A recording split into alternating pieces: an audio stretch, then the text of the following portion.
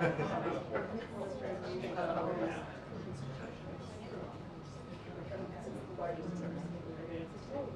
way. It's like really embarrassing. I don't know if that was like on my family.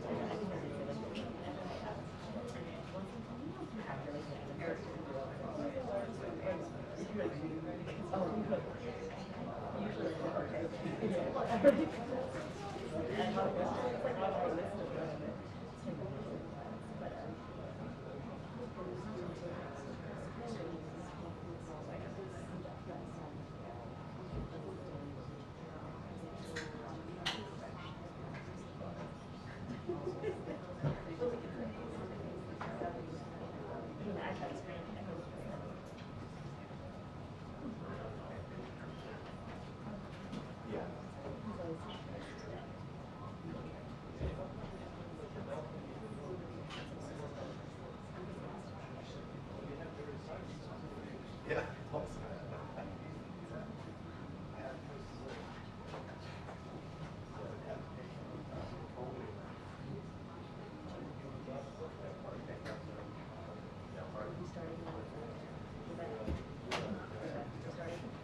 Well, I don't know what it's pretty close. No, he probably doesn't.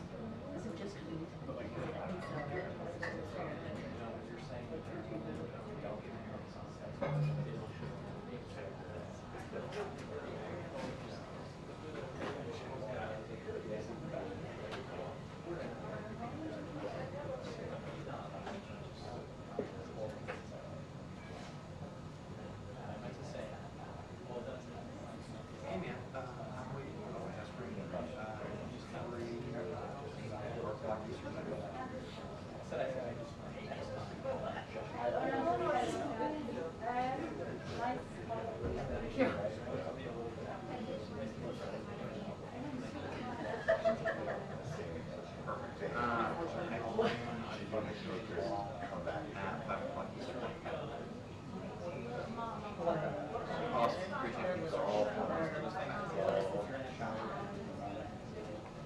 They're so close. I know they're very but they are really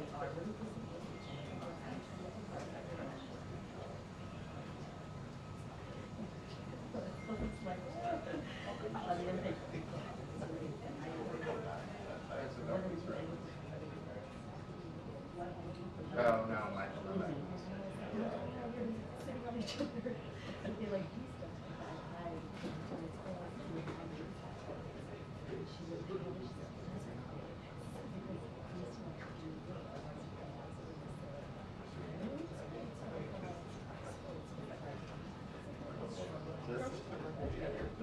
Stuffing. I do. And the sheer fatigue and fear so you're in for it.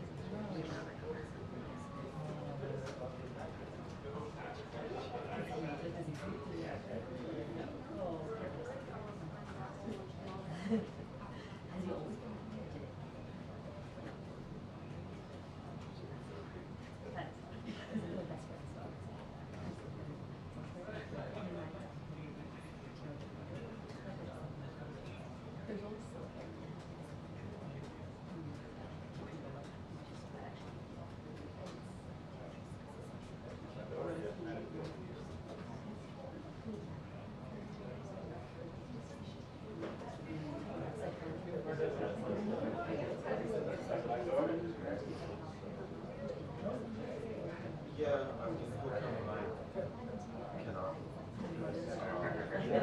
She's like ready to use the nutritional tomorrow. Because like I worked out and I'm like nodding. No, it's usually up to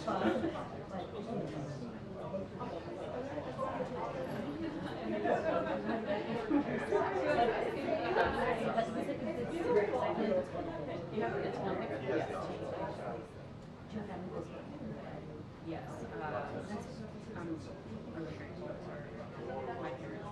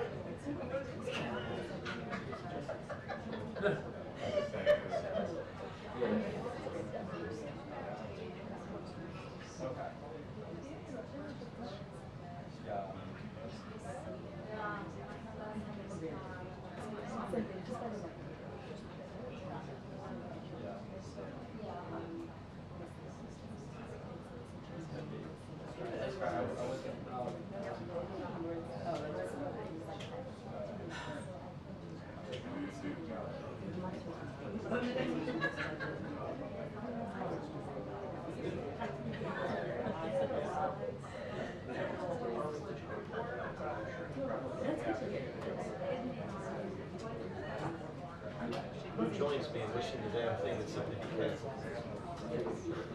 who still actually wants to?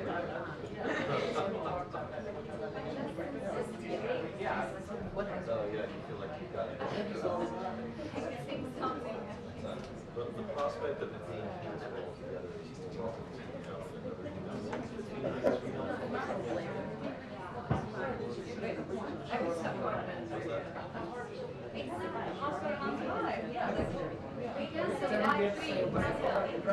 especially since no new language is prepared for things. It simply says we've been very clear on this.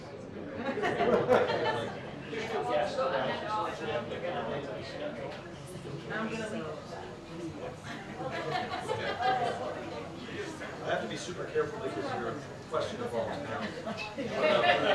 What you want to do. Well, you can thank me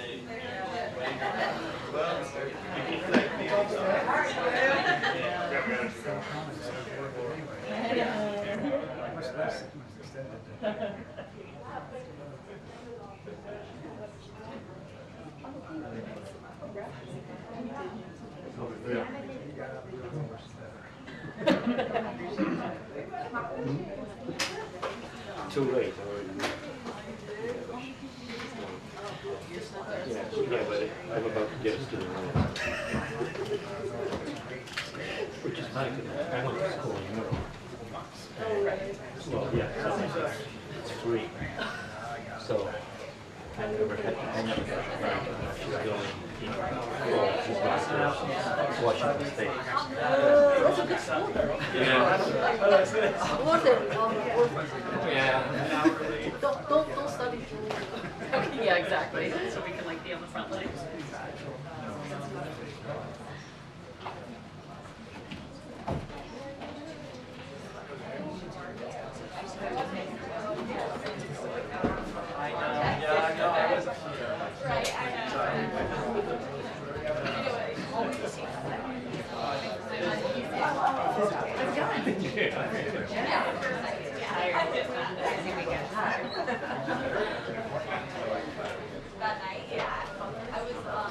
You lost your training. You lost your training. Need to work on my stamina.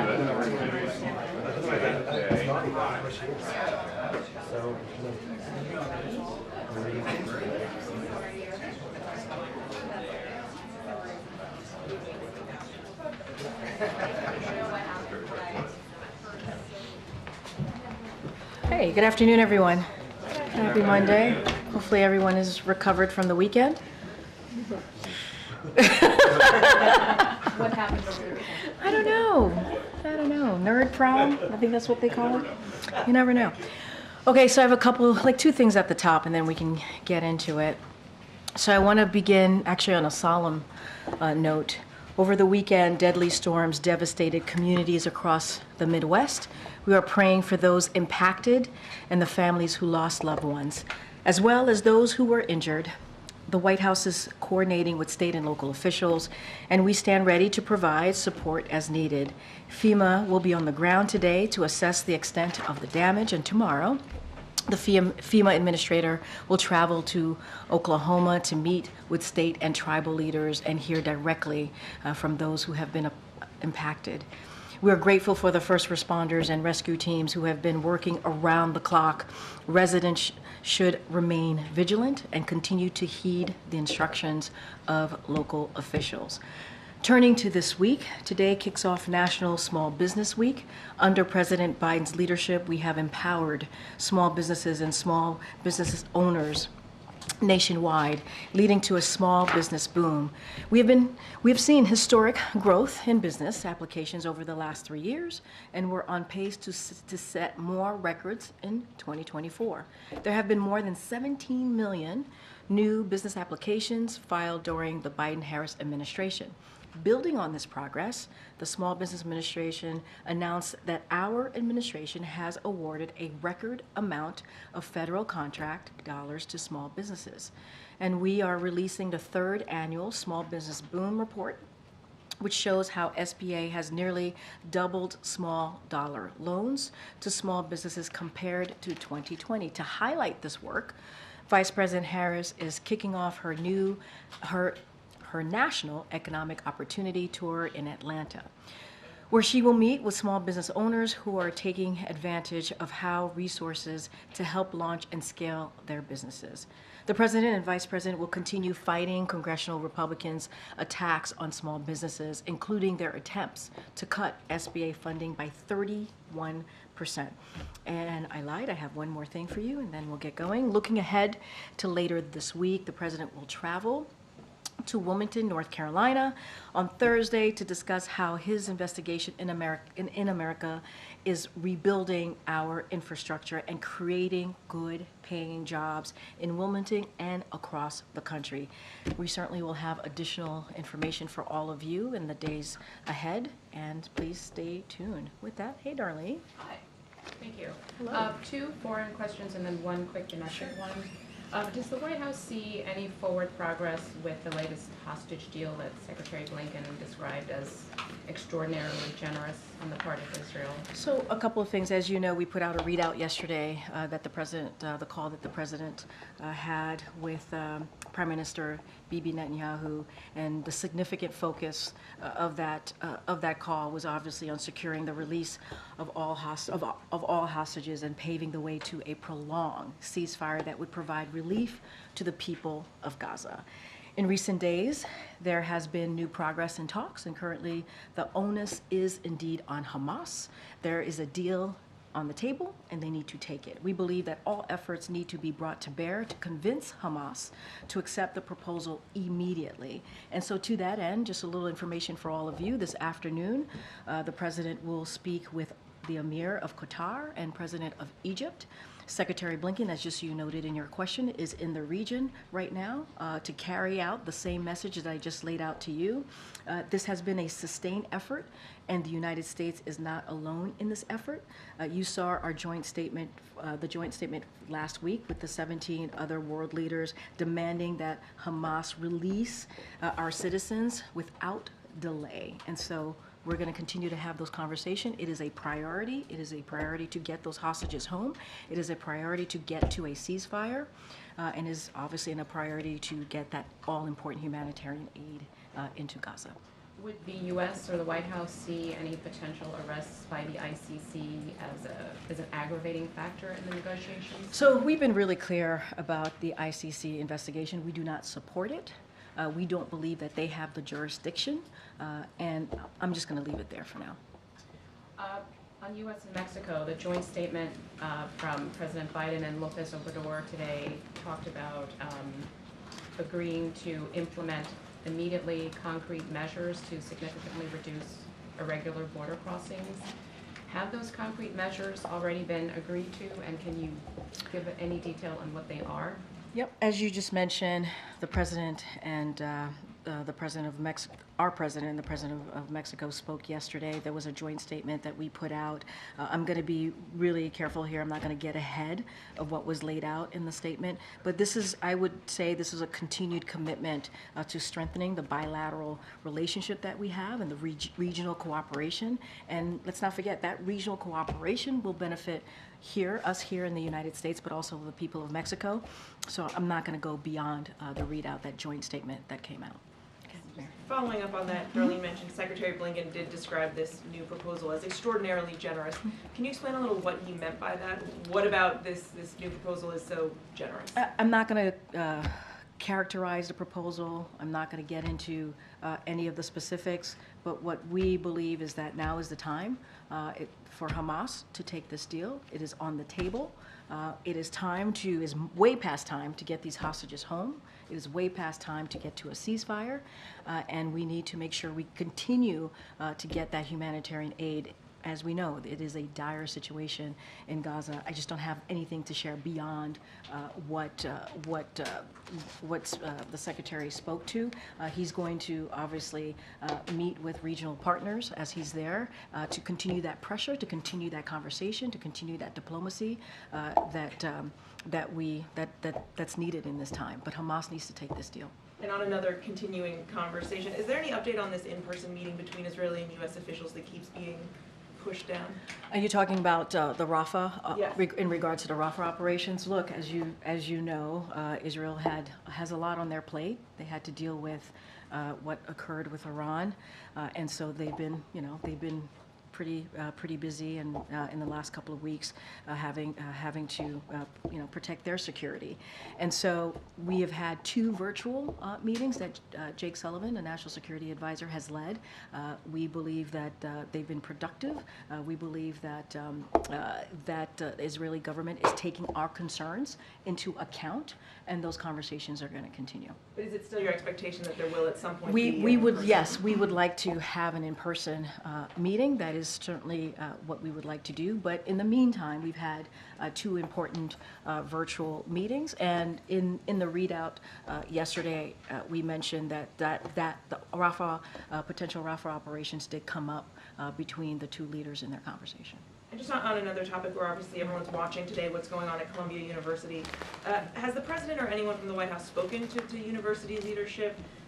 Is the president satisfied with how they're handling the situation? So I will say this.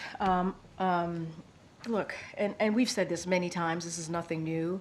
The president has always been clear that while Americans have the right to peacefully protest, that's something that we believe here in this administration. He stands squarely against any rhetoric, violent rhetoric, any hate threats. And physical intimidation and hate speech. Obviously, we believe, and we have said, anti-Semitism is dangerous. It is hate speech, and it is abhorrent.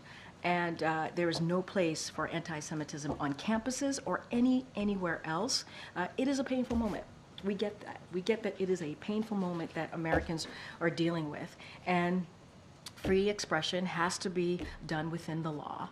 And we're going to continue to be very clear about that. That has not changed. We've been very consistent. Catch up. Thanks, Karine. Does the White House have a reaction to World Central Kitchen's decision to restart operations in Gaza? Can I just first say that the work that humanitarian aid workers do is brave, is incredibly important, and it is good to hear that they are going back to do the brave work that they continue to do, not just in Gaza, obviously in Haiti and Sudan and many other places around the globe, pardon me.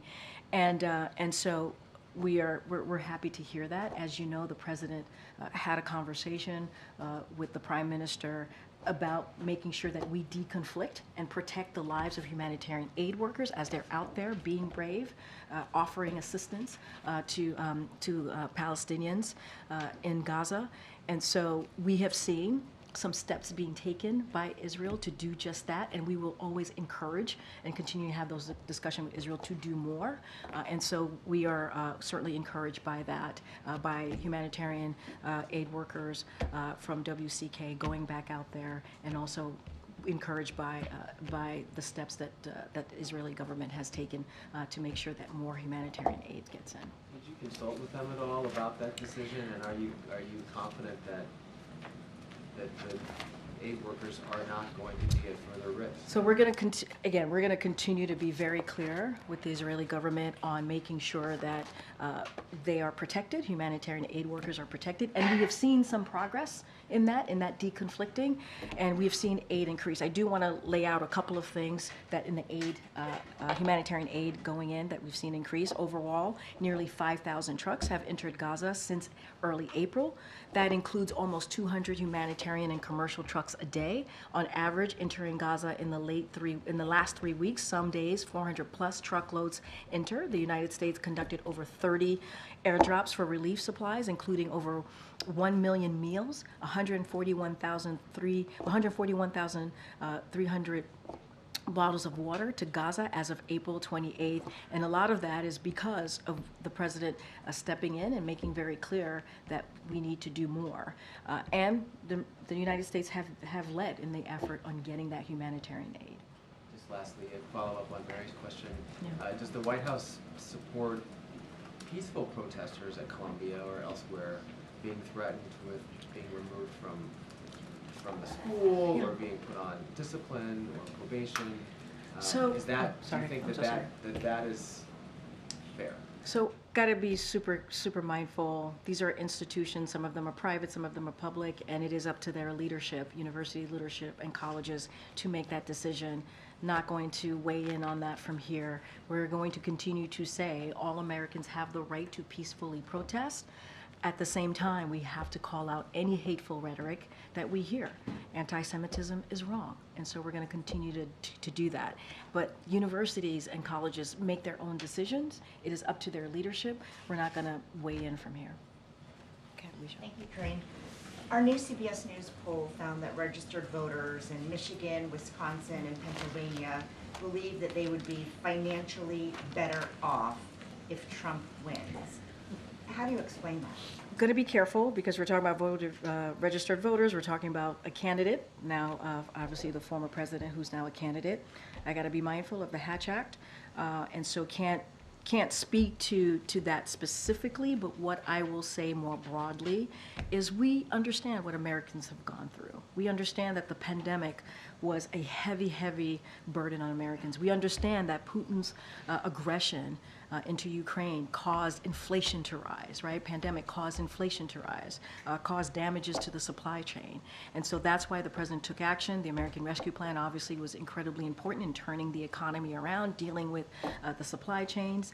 And we also understand that prices are still too high. They're still too high. So this is why you hear us talk about junk fees. This is why you hear us talk about lowering prescription drugs. It is important, making sure that big corporations and billionaires pay their fair share. And so we're going to do more work, and we're hoping that message gets through to the American people. That's why you've seen the president in New Hampshire, in Las Vegas, in Madison, Wisconsin, laying down that message directly to the American people.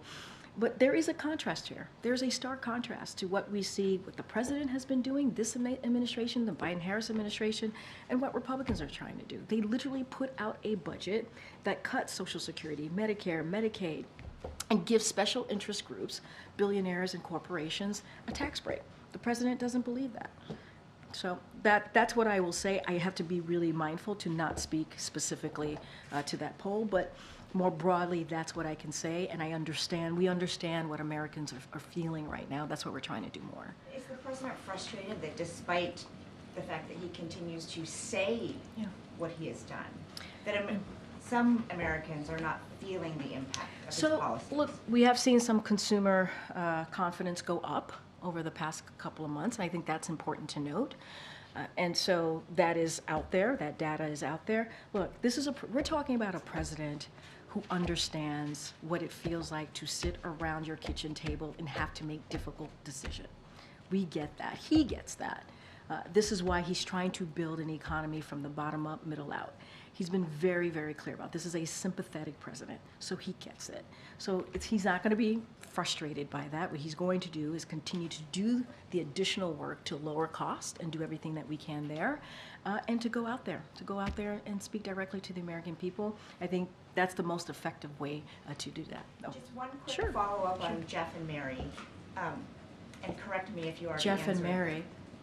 Jeff and Mary. I'm sorry. Your colleagues. It felt like Jeff and Mary. Oh gosh. All right. So I do know who you guys are, right? I'm sorry if I missed this, but Yeah. is the answer no, the administration has not been in touch with anyone at Columbia? I don't have any readout. I should have answered that in, I believe that was Jeff's question. I don't have any calls to read out to you of conversations with any university leaders at this time.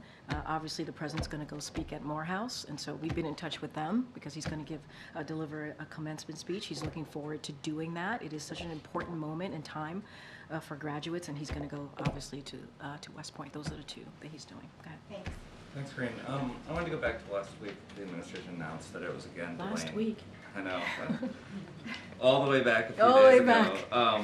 The administration announced that it was again delaying potential ban on menthol cigarettes. Yeah. What do you say to critics that say this decision is prioritizing politics over health outcomes? And Yeah. can you give a timeline for this decision to actually be made? So, look, Secretary Becerra obviously put out a statement on this, I believe on Friday. And I'll say this, look, the rule garnered a lot of attention, historic attention, and during the public comment period, obviously. And so we got an immense amount of feedback, and this is including various comments and feedback from civil rights organizations and also the criminal justice movement. And we want to be really mindful to that. And so obviously there's more conversations to be had, and we have to really address the concerns of civil rights leaders and also the criminal justice leaders, and also the many, many Americans who wanted to make sure that their voices were being heard. And so it's going to take more time. I don't have a timeline. This is an OMB process. They're going to run through that process, and we just want to make sure that we deal with this significant policy issues that are in front of us right now.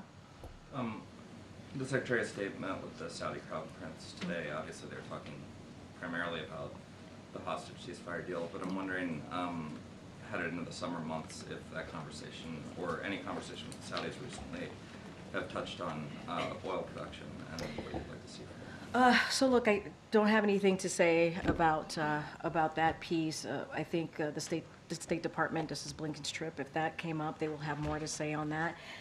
I don't want to lose the importance of the Secretary being in the region right now. We have to get this hostage deal done.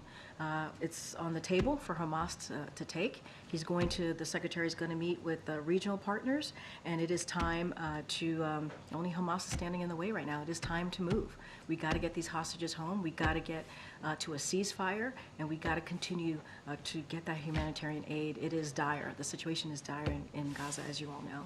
One last quick one. The Washington Post had a lengthy story today detailing efforts by Indian intelligence services to carry out an assassination in the United States.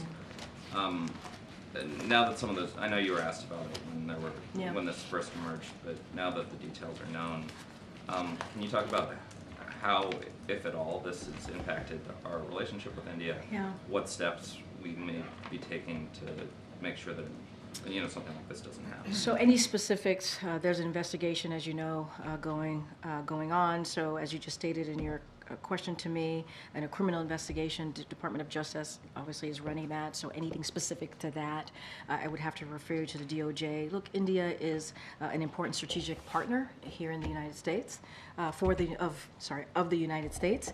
So we are pursuing an ambitious agenda to expand our cooperation in several areas. As you know, we've been really consistent about that and have laid that out multiple times, whether it's a meeting here with the Prime Minister or a meeting abroad.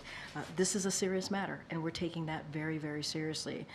The government of India has been very clear with us that they are taking this seriously and will investigate, and we expect that accountability from the government based on that. And so, but we're going to continue to raise our concerns. That's not going to stop. We're going to continue to raise our concerns directly with the Indian government. Okay, Gabe. Karine, with regards to the ICC's potential warrants, I know you said that it's the White House's position that the ICC does not have jurisdiction, but did the issue come up yesterday during the President's call with Prime Minister Netanyahu? I don't have anything to read out beyond the readout. I don't have anything to lay out there. Obviously, and I said this moments ago, what was significantly discussed, the primary focus of that call was obviously that hostage deal, getting to a ceasefire, getting humanitarian aid into Gaza. That was incredibly important, and obviously our continued support for Israel's security. That continues to be ironclad. Obviously, that we've shown that, but we need to get to that hostage deal. We need to get the hostages home. We need to get to a ceasefire, and that was the primary conversation. And obviously, the Rafah operations was discussed as well. Is the U.S. directly involved in any diplomatic effort to prevent those warrants from being issued? I don't have anything beyond that. Look, we just don't. We don't believe it's in the ICC jurisdiction in this situation. We do not support the investigation, and I think that kind of answers that question when we say we do not support this and we do not believe it's in their jurisdiction, ICC's jurisdiction. Excuse me. No, sorry. I'm sorry. No. I'm sorry to interrupt. No. Just have a little bit to say. It was okay. Okay, go ahead. Switching gears to another topic and following up on what you said earlier about the protests in Colombia. Earlier you talked about how you didn't want to comment on what school administrators might do, but the protesters themselves have now defied a 2 p.m. deadline. Should they leave? The protesters themselves have? Yes, there was a deadline for them to leave by 2 p.m. and they have not done so. What does the White House think? You mean that Colombia has said there is a 2 p.m. deadline for them? Okay. I'm just not going to comment on leadership at colleges and universities, their decisions. That's for them to decide. We've been very clear. Americans have the right to peacefully protest, and we're going to continue to call out any type of hateful rhetoric, any type of potential hateful violence here.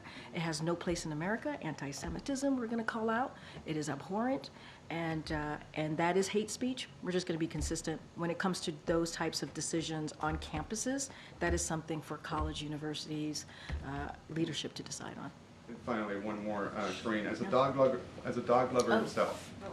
Oh gosh. What does the president and the White House think about Kristi Noem's upcoming book? Yeah, I saw that. It's very sad. It's very sad. It's a sad story. That's all I have for you. It's sad. Go ahead. Thanks, Karine. More broadly, is the White House concerned about safety issues at university graduations this year? I'll say this, and I kind of said this at the top. Commencement day for college kids is such an important day. You all know that. I'm sure you all have experienced how important it is that day, not just for you or for them in this case, but for parents and loved ones who are here to celebrate their loved one graduating from college, and that is really important. It is important that Americans are given the opportunity to peacefully protest. We have to make sure that is something that is afforded to Americans. And respecting what commencements are truly about. Those things are really important. We hope that schools can hold commencement celebrations while respecting difficult viewpoints that we're seeing right now in these issues. And we understand that it is a painful moment. Is the White House in touch with, or the Department of Education in touch with universities to check on their planning or security measures? So I would refer you to Department of Education on that. I don't have anything to share at this time from here. Go ahead, Osma. Thanks. Karine, what is the administration's response specifically to the use of police force in some of these college campus protests? We saw this at Indiana University, Ohio State, I know UT Austin. Yeah, so again, I'm going to be really repetitive here. Americans have the right to peacefully protest within the law. That is really important here. Anti-Semitism is dangerous. I know, we've seen the videos that have pretty much gone viral out there, and I can't speak to that. We may have more to say about those videos once we look into that. We'd have to look into them. Just don't have anything to share beyond that. But it is important. It is important for Americans to have the right to peacefully protest. We understand this is within the law, and we understand this is a difficult time, and we're going to call out any type of hateful rhetoric. And so does the administration think the police force or police presence we've seen so far is acceptable? Look, as far as police presence, That's up to the colleges and the universities. That's for them to decide.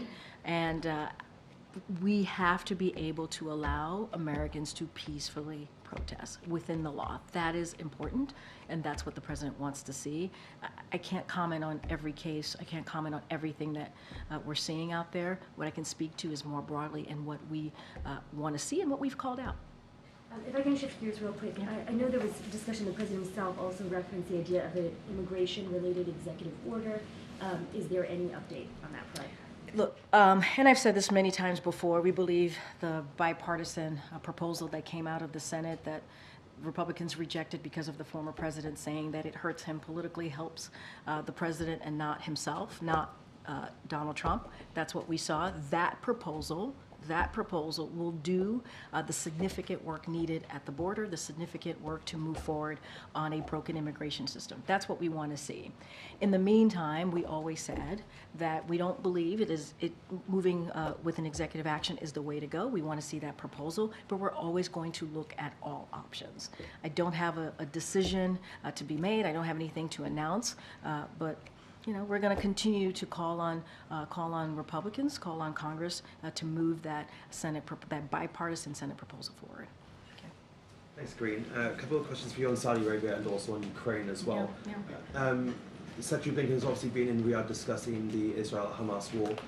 He's also been discussing the Abraham Accords and normalization of ties between Saudi Arabia and Israel. How confident is the U.S. that those talks can be revived? Look, we're going to continue to have those diplomatic conversations. It's important to do so. We got to be confident. We're going to be confident that that it gets to a place where we have a solution here, and so I can't go beyond that. The secretary, as you said, is in Saudi Arabia. He's going to have look.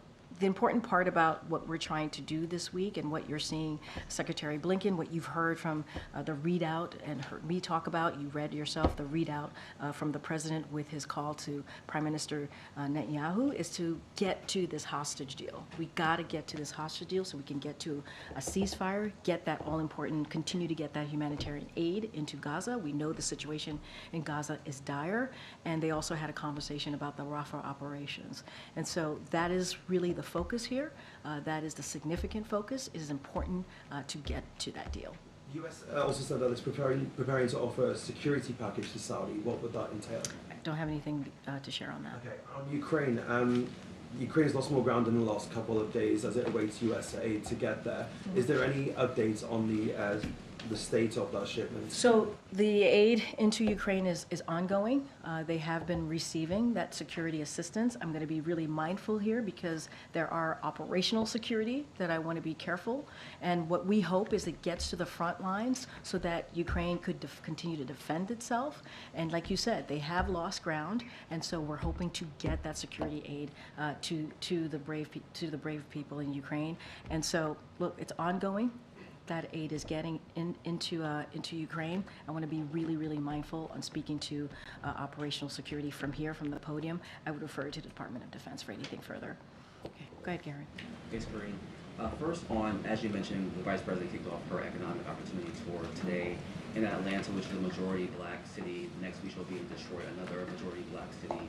It seems like the administration is trying to reach black Americans in particular as relates to the economy. Data suggests that black Americans feel economically burdened and are not aware of some of the work that the administration has done.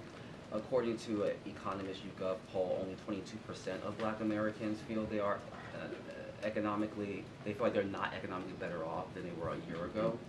Does the White House believe that this tour, or hope that this tour will help change perceptions amongst black Americans as it relates to the economy? So a couple of things. I think Weijia asked me this question, but a more broader sense of how people are feeling about the economy. And we think it's very important, the Biden-Harris administration, to go out there and to talk directly to the American people. We believe that if they hear from us, they will know exactly what we've been doing and how we've been delivering. But we also understand that people are still feeling that prices are too high. They feel that the economy is not working for them. And so we're going to lay out what we've done this past three and a half years almost in this administration. And as it relates to the black community, when the president walked in, unemployment was above 9%. Now it's at a record low in the black community. Now it's at a record low around 5%. That's because of the work that this president has done. Black wealth jumped up by 60%. That's important. That's because of the work that this president has done. But we understand, especially as it relates to the black community, housing is important. We understand that prices, again, are too low. And so we're going to do the work in the black community, yes, but also for all communities. And so having that conversation, and we believe this tour that the vice president is going to do is important. But we're going to speak to all communities, black communities and every other community out there who have felt what the pandemic has done and what the high inflation that came after Russia's war into Ukraine. And so we're going to continue to do the work, whether it's talking about junk fees, lowering prescription drug costs, which we've been able to do, continuing to do that, healthcare costs more broadly. This is incredibly important to this president. Just one more question. Sure. The Carnegie Endowment for International Peace has a study that came out a few days ago, amongst a study of black Americans. 45% feel a connection to Palestinians, which aligns with reporting and data that suggests that black Americans see a similarity between their historical subjugation and what Palestinians are experiencing. What is the White House message to black Americans who have distinctly supported this president and feel like his policies go against what they believe morally and see this connection to what's happening to Palestinians? And it's the message that we have said to Arab Americans, Palestinian Americans, Muslim Americans, and many Americans here who are looking at this moment, and it is incredibly painful. We understand. This is a painful moment for many.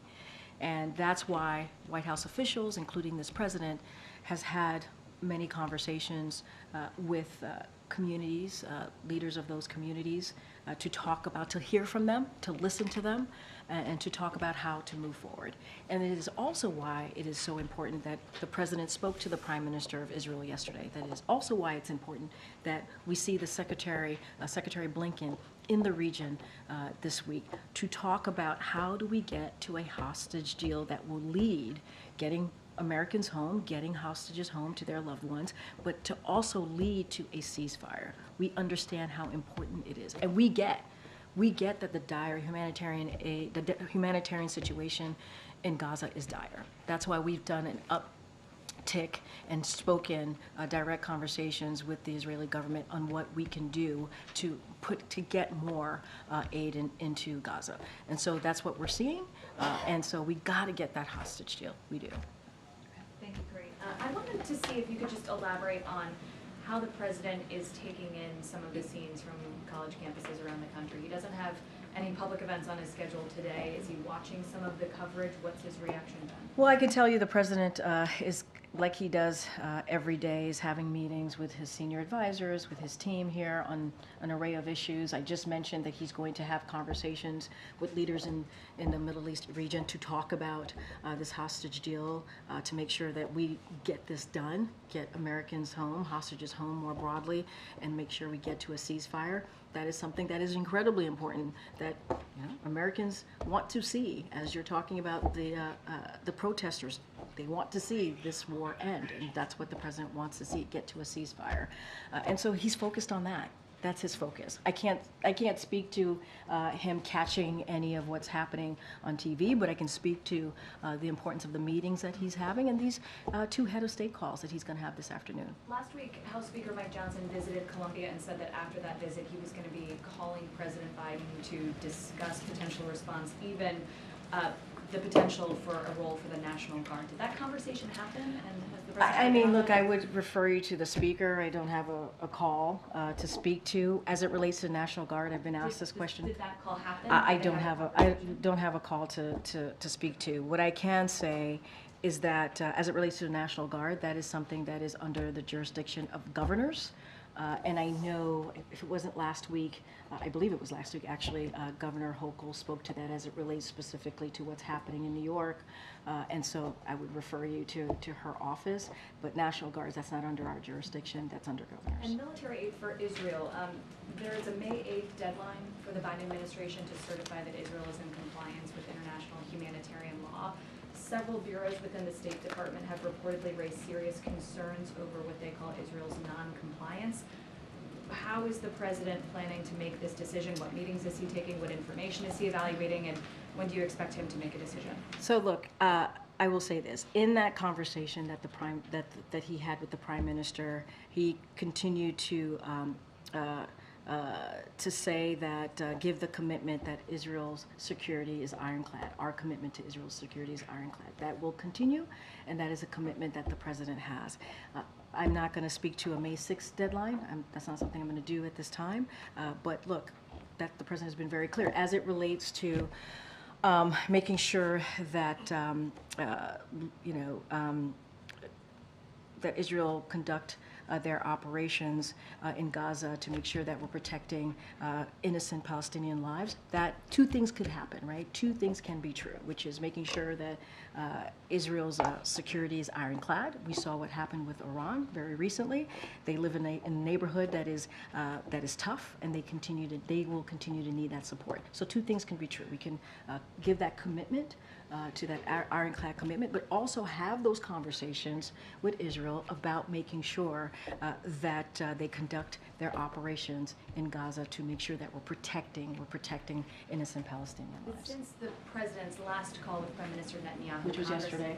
Congress, between the call 2 weeks ago or 3 weeks ago and the call yesterday, Congress has newly authorized about $16 billion in additional military aid. Did President Biden communicate what it would take for the U.S. to begin dispersing some of that aid? Progressives have urged him to place conditions on it or to use it as leverage over Israel. Look, I've been very clear. Two things could be true. We're going to have give our commitment to Israel's security, that is ironclad, and also have those conversations with Israel about making sure that how they conduct their operations in Gaza protects innocent Palestinian lives. Hence the conversation about Rafah operations, right? The two virtual calls that Jake Sullivan, our national security advisor, has led, and we're going to continue to have those conversations. It is important that we protect Palestinian lives, innocent Palestinian lives, as Israel continues to defend itself. It is important that they are able to do that, but we have to make sure that also in those conversations that they conduct their operations in a way that innocent Palestinian lives are happening. I don't have anything beyond that. We've been consistent about that. I know Jake Sullivan spoke to this just last week when he was at the podium. Okay. Two topics, if I can. First, right before we came out here, there were reports of a shooting in Charlotte, North Carolina, involving law enforcement officials. Were you guys aware of that? No, that's actually the first time I'm hearing about that. Obviously, I want to be really mindful since I don't have all the information. We'll certainly look into that and see what's going on there. You know, police officers, law enforcement officers put their lives at risk every day, and so. You know, if that is indeed true, it is very sad news. And we also know gun violence is an epidemic in this country. That's why the president's doing everything that he can to make sure that we deal with this epidemic. And by, as you know, signing 24 executive orders, starting an anti-gun violence White House office, the first ever, and passing the bipartisan legislation to deal with this. We need to do more. We need to do a lot more, and we're going to continue to ask Congress to do so. And second topic, the Affordable Connectivity Program runs out of funding this week. What is the White House plan to get this renewed? Are there conversations about trying to get this included in the FAA reauthorization? So I got a couple things that I do want to say about that. Despite repeated calls from President Biden, congressional Republicans have not extended the Affordable Connectivity Program. This essential program has helped millions of Americans participate in school and work, access health care, and stay connected with their loved ones and more.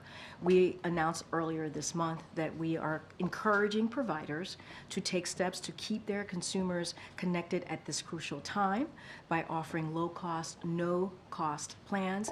We'll continue to push congressional Republicans to take action, and anything else to that, I will refer to FCC. Do you see it potentially ending up with the FAA? Or this is like the last big bill that could be I mean, look, we can continue to call on, obviously, continue to call on Congress to act here and take action, and so that's what we're going to continue to do. But obviously, we've taken some steps so that consumers can protect themselves. Okay, Danny. Thanks, Karine. Just on Rafah, the readout yesterday from the call with Netanyahu said that the president had reiterated his clear position, but didn't say what it was. Can I just can you just clarify to us exactly what the position still is at this moment? Yeah, I mean, it hasn't changed, Danny. We have concerns about a major military operations in Rafah. We've been very clear. There are more than 1 million Palestinians in Rafah, and we believe that they need to be protected. Whatever operation they want to move forward with, and we understand there are Hamas operators in the region, and we understand that their concerns there. And so we have shared our concerns with that, and we believe that they're going to take our concerns into account, and we're going to continue to have those conversations. There were 2 virtual meetings that were led by Jake Sullivan, as I mentioned before, but our position hasn't changed. Is the position that you have concerns about that, or that the president would oppose an operation? We have concerns. We have concerns about that, and we want to talk and discuss and continue having those conversations about what their potential plan might look like. And we believe they're going to, we're going to have further discussions, and they're going to certainly take our concerns into account. And so I'll just leave it there. And you haven't had the credible plan yet? We have not seen a credible plan yet. Okay. Thank you so much. For the first time in public, the president urged Russia to release sorry, I'm going to say that again. Alsu Kurmasheva. Yeah. From detention in Russia. What prompted him to make this mention in public, and when will the administration declare her wrongfully detained? So, look, and you heard from the president, obviously, he talked about it during the White House Correspondents' Dinner. He believed it was an opportunity, speaking in front of all of you, to talk about what journalists have to go through and how brave it is for journalists to go out there and deliver, really deliver the news and reporting to the public. And it is important to lift that up. It is important to speak to that. We believe, and I've said this many times from this podium, journalism is not a crime. It is not a crime. It is not a crime here, it's not a crime there, and it's not a crime anywhere. And so as it relates to her designation, that is something that the State Department has spoken about. And so we're gonna just leave that to the State Department. Obviously, we've shared our concerns about her detention, and so I would refer you to them. And the State Department has shared their concerns about her detention. But it is a designation that the State Department makes. Got it. So today we heard China's government denying an accusation made by Secretary of State Blinken that they were seeking to interfere in the U.S. election. Does the White House share this concern, and what are you doing to combat it? Well, the Secretary is speaking on behalf of this administration, so obviously we share those concerns. But we're going to continue to have those diplomatic conversations. Secretary, is delivered a message there, and I just don't have anything beyond that. And then finally, you just mentioned 2 head of state calls this afternoon. Yep. Who are they? Is one of them perhaps President Erdogan, and are they still talking about a possible meeting? I don't have anything to share. I thought did you hear what I said about who he's going to be calling? The Emir, he's going to call the Emir, and Egypt. Those are the 2 he's going to call today. I know you're trying to get me to say about Erdogan. I don't have anything to share on that. Go ahead. Good afternoon. By all accounts, the FAFSA rollout was a mess. The free application for federal student aid, college or high school seniors depend on that for financial aid for college. Decision day is May 1st. Who does the president blame for the mess? Say that one more time. I'm sorry. Who does the president blame for the FAFSA mess, the free application for federal student aid out of the Department So look, of Education? we take that very seriously. Obviously, our goal has been to make it easier for very, Americans who need that relief as they're thinking about furthering their education and getting that college education. And so we want to make sure that it's easier for them to be able to get through that process to get that much needed aid.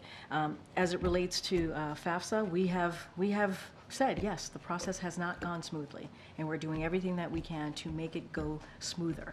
I know the Department of Education has put processes in place to make sure that that happens, and that's what we want to see.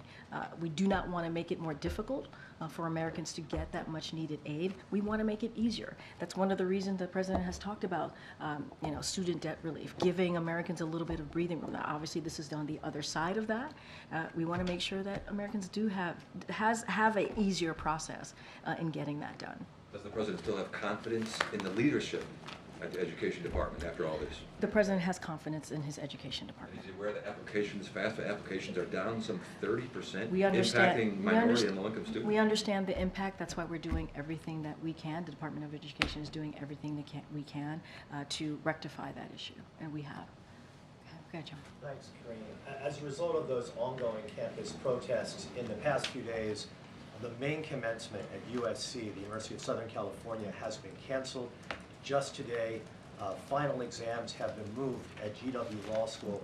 What's your reaction to the repercussions of these protests and how they've impacted students on these two campuses, but also likely all across the country at both private and public universities? So when it comes to decisions about commencements, decisions that universities and colleges are making, that's really up to them to make. That is a decision that they have to decide what's right for their student body, what's right for their community, and that is on them. So I want to be very clear about that. As it relates to commencement, and I've said this before, look, it is a special day. It is a very special day for students. The President's looking forward to speaking to Morehouse University. He's going to be at West Point later this month. That's something that's important to him, and he knows what families and students are feeling at this time, to wanting to celebrate that moment, especially as they're thinking about their last 4 years and moving forward. And so he's looking forward to celebrating with them. We continue to believe, and I've said this multiple times already today, is that peacefully protest. Americans should have the right to do so, to peacefully protest, whether it's at a commencement or at their school or anywhere in this country.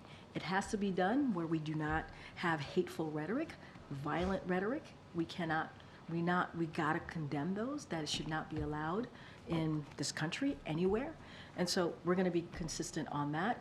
We have been about condemning hateful rhetoric, hateful violence. Hate has no place, should have no place in America.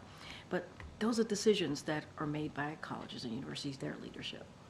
Good, Phil. Thank you. Two topics quickly. When the President expanded the definition of Title IX to include gender identity, a handful of states, including Florida, announced that they were directing their public school systems to ignore that policy directive. First, what's the White House's response to their objections? And then second, should we expect the administration to challenge state policies or laws that distinguish between biological males and females in high school sports? Look, there's a lot of litigations happening, so I need to be really careful. So I'll just say that every student deserves a right to feel safe in school. That's what it should be all about, strengthening and restoring vital protections that the previous administration got rid of. When you think about the Title IX updates that you've seen from this administration. And so, look, don't have much more to share outside of that. Department of Education has more information on that specific, what the new announcements that we've made, but every student deserves the right to feel safe. And I'm just going to leave it there. And a second topic, last week a Secret Service agent who was assigned to Vice President Harris's detail was removed from her duties after reportedly attacking the commanding agent in charge.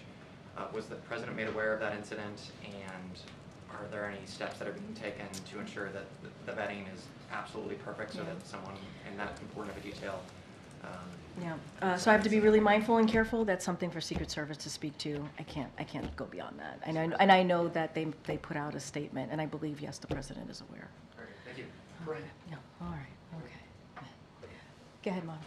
Karine, there are two pieces of legislation that have been introduced that would take steps to counter anti-Semitism on college campuses and more broadly. Has the White House made a determination about which one it would support, or would both Yeah, I'm aware of those two pieces of legislation. Obviously, the president condemns anti-Semitism. I don't want to get ahead of our Office of Leg Affairs here, so need to discuss about those two particular pieces of legislation. Obviously, we've been very clear. We condemn anti-Semitism. We're going to continue to do that. It has no place. It is hate speech, and so we're going to continue to do that. I want to be really mindful about getting ahead of that. Would the White House support having anti-Semitism monitors on college campuses? I need to be super mindful. As you know, we put out a strategic plan here on dealing with anti-Semitism because we understand that it has risen here in this country and we have to do everything we can to fight hate.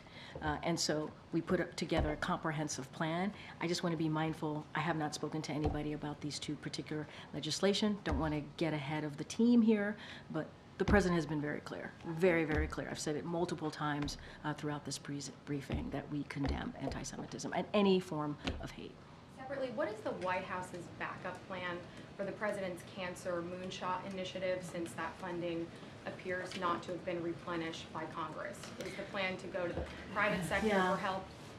So, look, Cancer Moonshot obviously is so important to not just the president but the First Lady. It is it is an issue that is incredibly personal to them, and we want to make sure that we get to a place that cancer no longer is an issue in this country. Don't have anything beyond that. Don't have anything to lay out on what the next steps are, but it is a priority for this administration. All right, thanks everybody. Oh, Michael, go ahead. Thanks, Karine. Back I know I was on, going to call the you. I forgot. ICC, just wondering how concerned is the ICC? Yeah. I'm just wondering how concerned is the administration that any potential charges against Israeli officials could maybe jeopardize a ceasefire talks? Look, I'm not going to go beyond with what I've said. We don't believe the ICC has the jurisdiction. We don't support this investigation, and I'm just going to have to leave it there for now. Thanks, Michael. All right, bye, everybody. Thank you.